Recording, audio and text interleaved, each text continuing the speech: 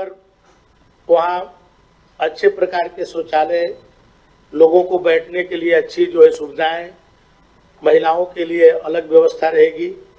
पानी पीने से लेकर के सभी चीज़ों को जो आधुनिक जो भी व्यवस्थाएं हैं सभी इस बस अड्डों पर सुसज्जित रहेंगी। तो ये हम प्रदेश के सभी 75 जिलों में करने वाले हैं। ये प्रथम फेज में केवल 23 जो हमारे बड़े शहर हैं उसको लिया गया है।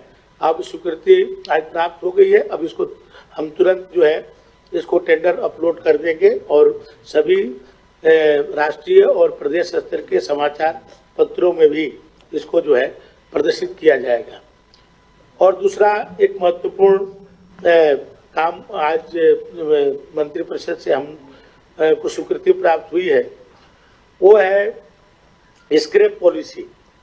माननीय प्रधानमंत्री जी की बहुत ही ये एक महत्वपूर्ण उसमें है और उत्तर प्रदेश में हम लोगों ने स्क्रैप पॉलिसी की अभी कैबिनेट से स्वीकृति लिया है। और अब पहले क्या होता था कि कोई भी स्क्रैप का काम करता था, बहुत सारे उसमें कई प्रकार की जो है जटिलताएं थी, बहुत सारे दिक्कतें थी। आए दिन पुलिस और ये सब चीज़ों को भी कोई आता था कि गाड़ियां जो है चोरी की गाड़ियां कट रही हैं। तो अब जो हमारे स्क्रैप लाइसेंसधारी होंगे वही अब इस तरह के काम को कर पाएंगे। जो हमारे गाड़ियां होंगी उसमें आज जो सबसे बड़े महत्वपूर्ण फैसला हुआ है अभी कि जो कमर्शियल वाहन है उसको हम यदि स्क्रैप कोई कराएगा तो हम उसको 15% उसके टैक्स में हम जो है छूट देंगे। और इसी तरह से जो हमारे प्राइवेट जो गाड़ियां हैं उसको भी हम 10% जो है उसको उसके टैक्स में छूट हम प्रदान करेंगे उनको प्रोत्साहन के लिए कि वो जो पुरानी गाड़ियों को स्क्रैप करके नई गाड़ियां लाए तो पोल्यूशन से का जो है उससे बहुत बड़ा कंट्रोल होगा। क्योंकि जो पुरानी गाड़ियां जो 10 साल की गाड़ी है उस जितनी 100% यदि पोल्यूशन वो करती है, तो यदि नई गाड़ी हम लेते हैं तो 0% पर आता है, तो उसे पोल्यूशन के लिए भी एक महत्वपूर्ण होगा। इसमें बड़ी बड़ी कंपनियां भी इसमें स्क्रैप पॉलिसी में आ रही हैं। अभी महिंद्रा को, मारुति को ऐसे 6 जो है अभी लाइसेंस हमने जारी किया है और अभी 5 हमारे विचाराधीन है। तो और भी मैं हर जिले में मैं चाहता हूँ कि एक कम से कम जो हमारे स्क्रैप के मैंने सेंटर हो। ये भी आज स्वीकृति प्राप्त हुई है। इससे बहुत सारे लोगों को लाभ मिलेगा और पोल्यूशन फ्री होने में भी इसका एक मदद मिलेगा। तीसरा हमारा एक है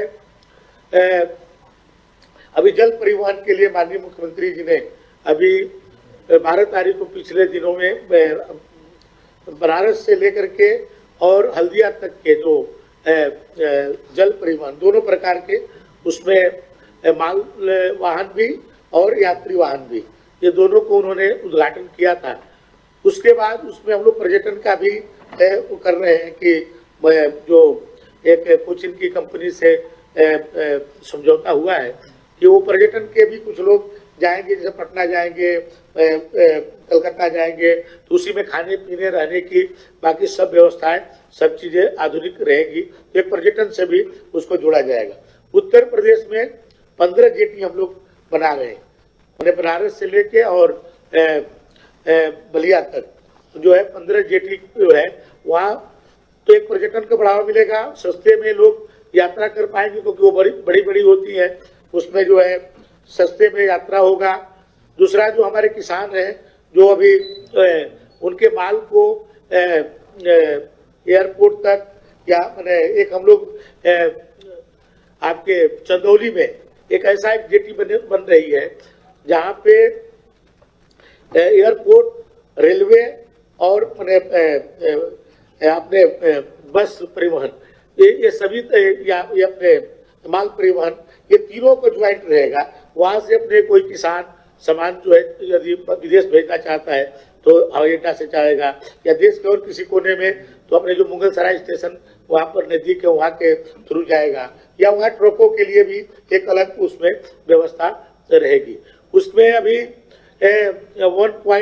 10 हेक्टेयर जमीन सिंचाई विभाग की आ रही थी चंदौली में, जहां इसका पूरा सेंटर बन रहा है, तो उसको भी, क्योंकि परिवहन विभाग इसको लीड कर रहा है, तो सिंचाई विभाग ने स्वीकृति दे दिया, तो वो भी हम लोग जो राष्ट्रीय जल प्राधिकरण है उसको हम लोग स्थानांतरित कर देंगे उस जमीन को, और उसका पैसा जो भी एक सरकारी होता है वो 3 करोड़ 33 लाख रुपया वो भी हम सिंचाई विभाग को दे देंगे। ये 3 प्रस्ताव मेरे थे, और बाकी तो बहुत बहुत महत्वपूर्ण आज हुए हैं। बाकी के लिए अगला प्रस्ताव मेडिकल कॉलेज से संबंधित था।